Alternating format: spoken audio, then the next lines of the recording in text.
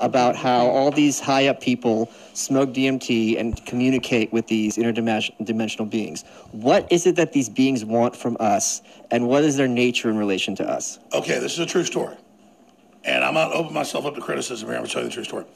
My mom has a friend who was a research scientist who a lot came around the house when I was a kid, still comes around every once in a while. And she was visiting from San Francisco, and my mom would go on road trips with her. So I'd be sitting in the back of the Volkswagen Bug while they were driving up to like Arkansas. Were you an adorable kid? You must have been really cute. I was in the back seat like listening to this. And she was talking about doing these advanced research projects for DARPA. Yeah. And how they had like basically astronauts, they're interdimensional astronauts. They were liquid veining them DMT. And how they were mapping these other dimensions, communicating with the machine elves. Yeah. How the machine elves would give them technology, but always cause them problems. And like, so I remember being a kid, a couple times in the car on these long 10-hour trips. My mom a few times went with her, to different places. And who cares, a 5-year-old, 6-year-old's in the back. Sure. And later when I was about 7 or 8, she came by the house, and she was sitting there talking about San Francisco, and before it was called Silicon Valley. And I remember sitting there at the dinner table hearing them talk about, how we thought we'd meet aliens in another planet, or we thought we'd find, but no, it was actually all interdimensional with the drugs and then the psychedelic research institutes in San Francisco. So I was a kid hearing that. But my understanding is they operate in a 4D space and they can communicate with us in a 3D space, just like if I look at a comic book strip, that's me at a 3D person looking at a 2D space. What is it that they're interested in with communicating with us? And what is it their goals? Do we even know? I don't think we know, but when I was on Joe Rogan 2 years ago and talked about this, he then, like a couple months later, had a professor on going, in Japan and the U.S., we're starting official studies with intravenous DMT to go in and map this. And so here's what they know. I've talked to some people off record that they're doing mass groups on DMT. They've been doing it for a while where everyone sees these entities. Yes. Everyone's having the same experience. They've got people who are talking to everybody while it's happening, and they're seeing the same deal. So they know this is not individual hallucinations. This is either they're seeing another dimension, these are aliens, or somehow our minds are linking up, and maybe there's a controller there who's projecting a mass image into the other 50 subjects. But they're up to 50, 100-person groups where almost everyone is experiencing the interface with these other creatures. But we don't really know much about them then, or what they want. No, we don't know, but here's what we know. Okay, that's what I want. Okay. Well, hold on. If that stuff's happening, how come it's not very public? I mean... Because that I know about. So, okay, go ahead. You answer that question. No, you go ahead. I'm ranting. But later I want to get to why the plan was sold for no war and to save humanity is why they launched this whole program, what you just said. That's the answer. It's like we're too advanced. The Atlantis blew themselves up, whether it was real or not. That's the argument for world government. And if it was real, I would support it. But actually it's not. And so it's more sophisticated. Okay, I'd like to get that later when you get a chance. So why haven't we had a mass public communication with the elves? Because the public does not have the capacity to deal with this kind of situation. Most people... And the elves are like janitors. People have to interface a bunch. Sometimes a big daddy shows up, and it's like, it's not elves. And a lot of times, from my understanding, they're surprised that you're seeing them. Oh.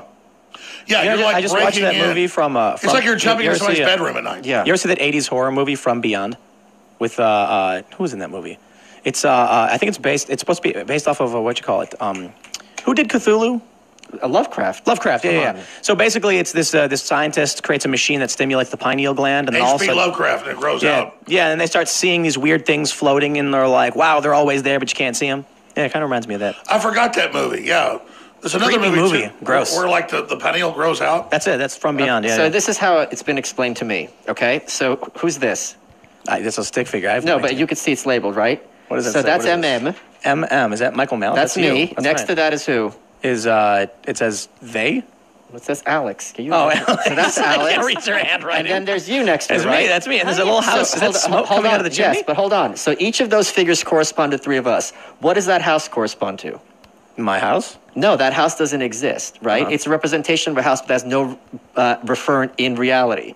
So in the same way, many of the people that we see in 3D space do not actually exist in a 4D space. They're background, but they're not fully real, in the same way that me drawing this house is not real, even though these three figures represent the three of us. It's like Skype. So you're saying that, like, we have a fourth dimensional projection and some people don't? Yes. What determines whether That's someone has great. it? Probably the I way don't know. it's the way you vibrate. If you vibrate, Interdimensional will. yeah, you'll crack the Higgs field at a certain form of vibration. The Higgs bonds or whatever.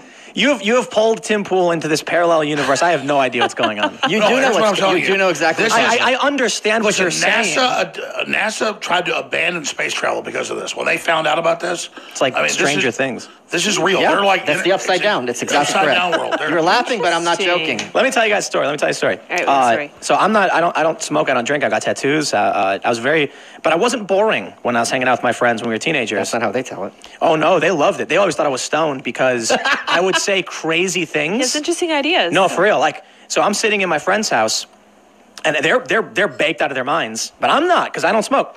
And I was like, hey guys, I know what ghosts are, and they were like, what? No way, dude. And I was like, yeah, check it out. Think about what we hear in terms of ghost stories. An old building. It's always old buildings, right?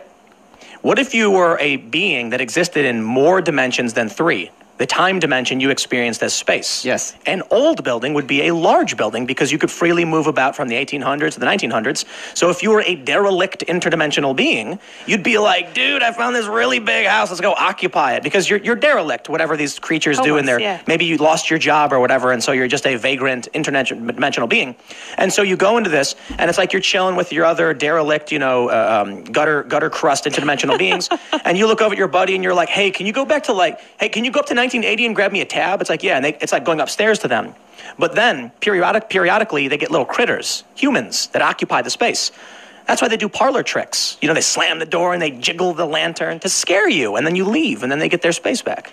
So that's it's a what fun it is. idea. It's I told also my friends. interdimensionally, we have a resonance in energy. So if somebody gets murdered or something really bad happens, particularly, it leaves a psychic scar interdimensionally in the time-space rendering, and that's what I was getting back to. Whether it was the Babylonians or whether it was the Egyptians or whether it was Mesoamericans or whether it was the ancient Druids, they would build altars on these ley lines, interdimensional vortexes of energy in the earth, which are easier, I guess, for it to resonate. It's what they think. I don't know how this all works. And then they would demand blood. So you didn't want just elves at your event. The elves are like a, NPC. You want like a 100-foot tall praying mantis. You want a big goblin demon. You want whatever it is to come and give you knowledge. He'll tell you about the wheel. He'll tell you about electricity. You may not get it, but it's going to give you a lot of knowledge. But the coin it wants is blood. And what it wants is children. The energy of children. And No, that's why all every right, all culture... right. No, he's not wrong. Every culture... He's talking about interdimensional praying mantises who want blood. You're looking at him like a blue pill person. Listen to what he's saying between the lines. All of these mythologies had certain similarities, and that's what he's talking Exactly. about. Every culture there's a God that's going to give me knowledge. It's in the Old Testament. Yes. Moloch. Do not sacrifice. Do not give your Look, children look, the fire. They want blood. And so it's like chumming. Like, you can go to the Caribbean. There's places I haven't gone there yet. I'm a scuba diver. But you go pay like $1,000. They'll put you in with tiger sharks. But every day for 30 years, they bring rotten fish and feed them. Yeah. They show up Train like them. dogs. And so you go to these ley lines, these temples, where the Aztecs were killing hundreds of people a day. Yes, yep. And I it's saw all Apocalypto. because they were calling in the big stuff. They know weren't what I'm just, talking about. Yes, They weren't, 'cause listen, that's you- how people learn about the Aztecs. Here's the Yes. deal. It's like Apocalypto. baseball cards. You're a high priest. You can take DMT and see elves all day.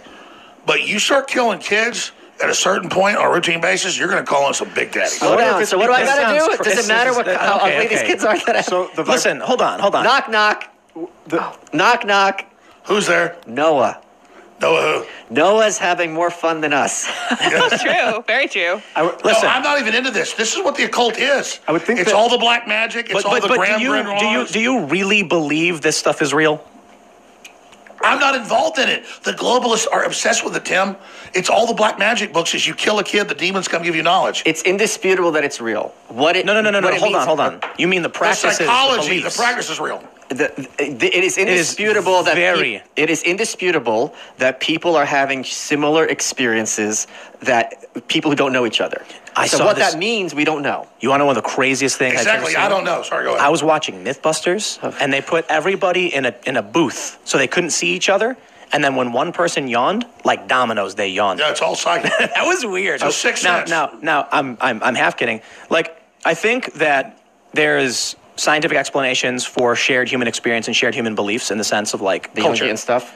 Like what? The Jungian stuff. What is that? Jungian, the collective unconscious. Yeah, Carl no, Jung. what I mean is Why like... would anybody come up with killing kids? Why does it keep popping up? Because the bodies are our bodies are vibrating, and because as the vacuum has density, according to Nassim Harriman's Schwarzschild proton paper, okay. equal density. He's so right, though. we're leaving a vibrating impact on the vacuum, not right. and blood is magnetic. He can hear blood you. has iron in it, and which you should hear me. is Okay. magnetic. Right, And so it's listen. affecting the vacuum. There's a reason why people think children have some kind of power or healing power, and it's because they are young and they grow and they have life and they have energy. And all their teeth. And yes, and it's why in some cultures they purposefully infect children with diseases thinking it'll cure them. That's called a vaccine. Oh, yeah, like in No, some areas no. in Africa, they rape a kid thinking it makes them get better. And it's a horrifying practice. Or they'll take an infected needle and they'll stick a kid or another person thinking that your vitality Sounds can like transfer. vaccines, yeah. It sounds like there are people who have like natural, almost instinctive beliefs. It crosses cultures. All humans have shared functions that probably make assumptions Tim about Pool, things. where did that imprint come from? Why is every culture getting... Because we understand life. Well, It's why. That is the most wrong sentence you've ever said. What, we We understand? understand life. Okay, That is okay, fine. We understand some things. Sure. And it's why Easter has the rabbit. The rabbit is fertility and springtime and life comes Ishtar. back. Is that what it's called? So the point The is, goddess of fertility. Yeah, you're right. people would understand the concept of And the Christians new are life worshiping coming. Jesus on this day he rises. It's really Ishtar. Yes, and same thing with Christmas, yeah, and Mithras. Like what, pagan? Yes. No, Yeah. Christmas is Mithra, and then Ishtar. Easter is Ishtar. Yeah. So if some people are vibrating and apparent in like the fourth dimension, like you're saying, or other dimensions, and some aren't, I wonder if that's because there becomes maybe it's like a clog over their ability to vibrate No, naturally. Yeah, killing kids opens the gate. And the children don't have that clog. No. They're still pure. They're still just No, functionally that's not it at vibration. all. You don't This think, is that's not it at all. crossed into a realm far beyond what I think is sane logic. Okay, but I mean, there are It's groups... not, of course, this transcends sanity and logic. Throughout history, there are people Doesn't make it sacrificing false. children. Why do they always sacrifice children then, Tim? Who does? There's been all sorts of groups on record sacrificing. Like Aztecs. like historical groups. What that about we think- Moses? The story of Moses is about all the Because- boys were killed. Why? Well, why- also, you've got Abraham about to kill his son. Yeah. Because, like I said, why is it that there are some people who think they can transfer their disease to a baby? Because there's something that people There's say... purity in the child. Purity, and they innocence, believe- and vitality. There's also and the so belief that the greater the pain it causes you, the greater the sacrifice. It's kind of like the ant versus the grasshopper, right? If I make a great sacrifice now, I'm going to get a benefit in the future. And that's true. If I hold off food in my cupboard and I'm hungry today, I'll have in the winter. But they reverse the cause and effect, and they're like, well, If okay. I take, I do better. Yeah, Listen, if I listen, cause let me tell harm you now, something. I'm going to have benefits later. By the way, Tim, I want to be clear. I don't believe all this. I'm telling you from my research. You asked me a question before I went to the bathroom earlier about, well, aren't they trying to stop war?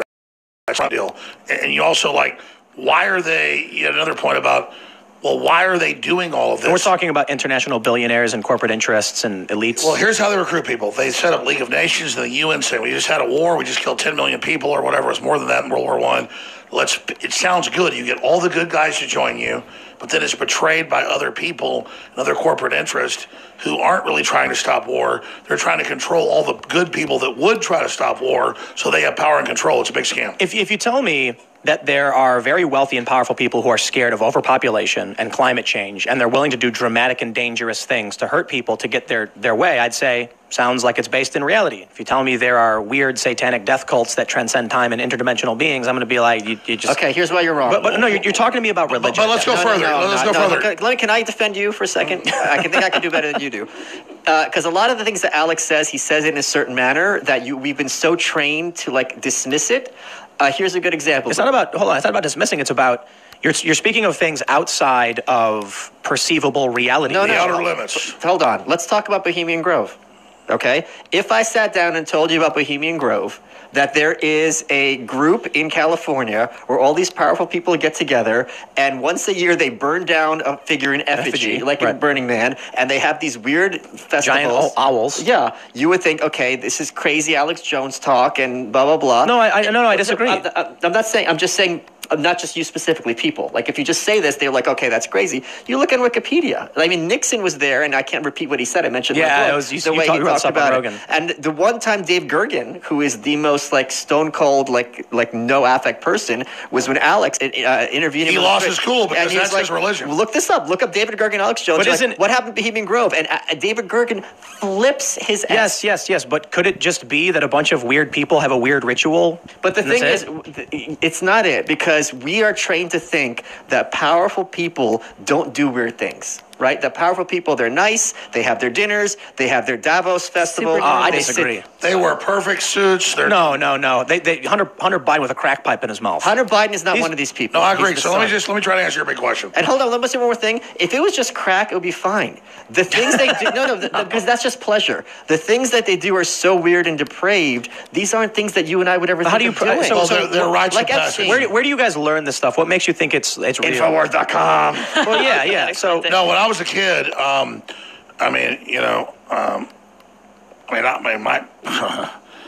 just grew up knowing all this stuff. But I mean, and my family's all good people. They were all like against the government, against the system. They were all knew about it.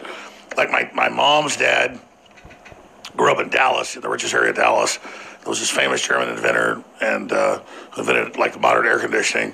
He had this big research lab. My grandfather knew him. So I was growing up here. My grandfather told me how stuff really worked. And the same thing on my dad's side of the family. They were and saw a lot of stuff. But let's just say this: there's scientists and there's everybody else. If you ask who runs the world government, who controls it, it's a scientific elite.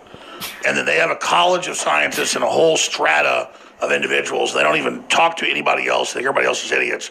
And then that's all there is this group of people that are like trying to control. And what they sell the public is, we're trying to stop war. We're trying to stop famine. We've got such advanced technologies that if we don't have a world government to control the technologies, these disruptive technologies will kill everybody, which I agree with up front. Except then there's an evil force running them that is actually handing out the weapons and handing out the technology to the worst people. They never want the good people to have it. They're always like, don't have that. You're like, okay, I agree. They hand it out to the worst people. So I'll first to address the elves and the mantis and the sacrifice stuff. It sounds like I've heard these stories before, and people try to convince me of religion, things that you can't tangibly see, you can't actually prove. They're outside the realms of reality.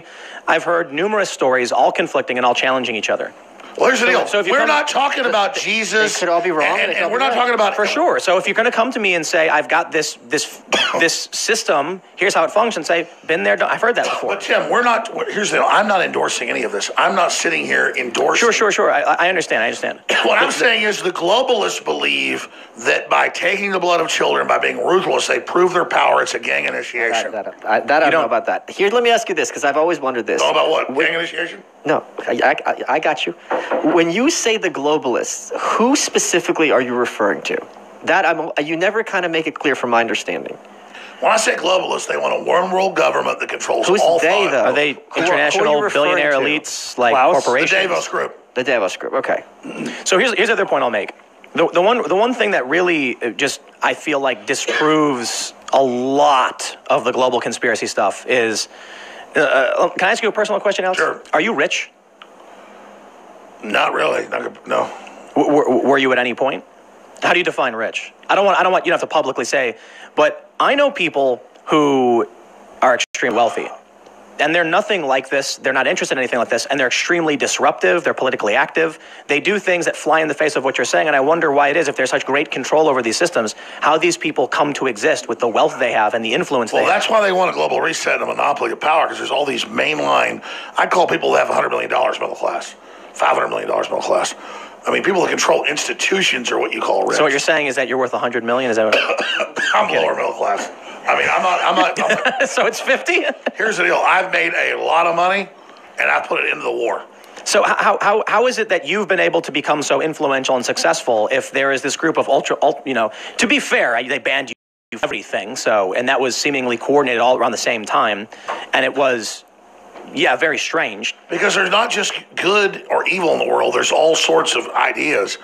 And so that's why I'm still in there, because there's will. The universe is all about will. I know what's going on. You're saying Alex Jones is controlled opposition. That's what I heard. We all heard you say it in those words. I'm wondering why it is that I hear these conspiracies about different groups controlling different things, and I'm like, then how is that guy a billionaire? Oh, I totally agree that it's a cop-out to say one group controls things. There are powerful globalist groups that recruit a lot of good people in the name of let's stop war, let's stop disruptive technologies, let's stop this Atlantis moment where we have this technology that blows us up. Let's bring in a global government of control to stabilize the planet and save it. You fly above the cities, you see the overpopulation in some areas. I'm not debating Bill Gates about that. We've got major problems. But then I see the globalists themselves.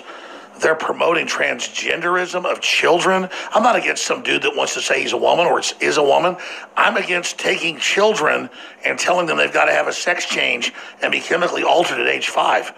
And I'm just against the whole thing. So I see what the globalists are pushing, and it's very, very destructive. So my view on the current wave of critical race theory, intersectionality, social justice is rampant social media-based radicalization, where you're only allowed to say positive things about one side, right? So it's like you were telling me before, that people are allowed to smear you and insult and attack and degrade Alex Jones on Facebook, but not praise. Facebook said there was a rule that we're banning these people, you're allowed to insult them and hate them, but not praise them. Well, yeah, about a year ago, Zuckerberg did, we're expanding the ban on Alex Jones. You may not say his name unless it's negative and you're disparaging. So what a cult! Like, you cannot say this person's name, right? But listen, unless you attack him. I don't view that as, a mustache twirling villain saying I've got a plan to stop Alex Jones or we must do something about him. I see it as we've created a culture where Twitter has gamified being a nasty, mean person. Thank you. But yes, absolutely. Good job, good sir. Malice.locals.com. So listen, when you go on Twitter, you can say something really nasty as long as it's from a left perspective, and they don't ban you. And the reason why that is because they're all in that worldview thinking they're the normal people. Yeah, it's total bullying. So listen, when I was talking to Jack Dorsey, and he said, we have the misgendering policy, I said, you realize that half the country, actually way more, yeah. So but I'm saying from like the left and right perspective, they view misgendering as a phrase completely inverted to the way you're explaining it. Jack Dorsey said misgendering is when you call someone by a pronoun or by the gender that's not their preferred or how they identify. But conservatives would say it's the opposite. If someone is biologically male, but they say they're female, and you use the male pronoun or use the female pronoun to respect Jack Dorsey, you're misgendering, right? The point is, there are different perspectives. Jack Dorsey thought he was the normal guy, like everybody else. They did a study, and they tracked networks on Twitter, and they found that brand marketing overlaps with the resistance, because the people who work in these New York advertising firms are friends with the people who work in these news outlets, and they all think they're the same normal people. It's an echo chamber. It's not a conspiracy. It's more of an emergent phenomenon of regular people. Sure, but if they're consciously trying to marginalize the out-group, no, they're not. They're not? They're not trying to consciously marginalize the... They're always trying to expand their power. That's not what I'm saying. What I'm saying they're bullies, they know what they're doing. Why wouldn't the secret Trump voters speak up? Why wouldn't they do it? Because there's asymmetry. Here's the thing. I want to hear this, but we keep saying the liberals mean well. They're misunderstanding. They're Chi-Com, globalist run. They're ruthless. They're winning. They're destroying us. They're enslaving us. But they pose as liberals and go, ugh. Yes. So we just bow down to them. Listen, there are extremist activists. Alex Jones is more Alex Jones than I thought he was. Yeah, he is. Listen, there are activists, there are extremists, there is a small group of them.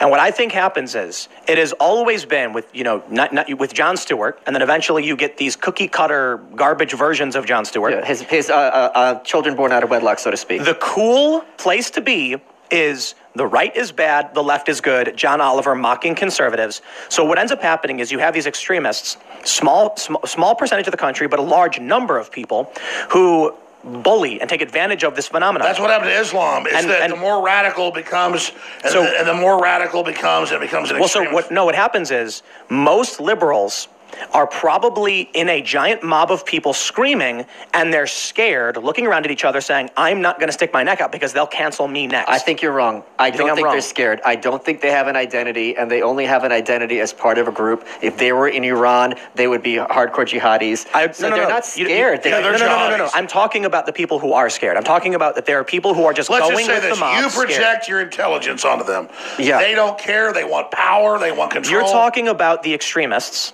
The organizers, the activists, the full-blown revolutionary communists, those that have taken the fact that there are many liberals too scared to speak out, and they just want to be accepted. All I know is, Tim, they lie. They lie. I try to tell the truth. They make mistakes. They just keep saying, Jones wants to kill us. Jones is a Nazi. Jones, blah, blah, blah. And I'm talking about DMT elves. And they're like literally running around saying, I want to murder black people. Well, they're liars. I'm going to talk about H.L. Mencken. Just one quote. When the great journalist of all time just 100 years ago said,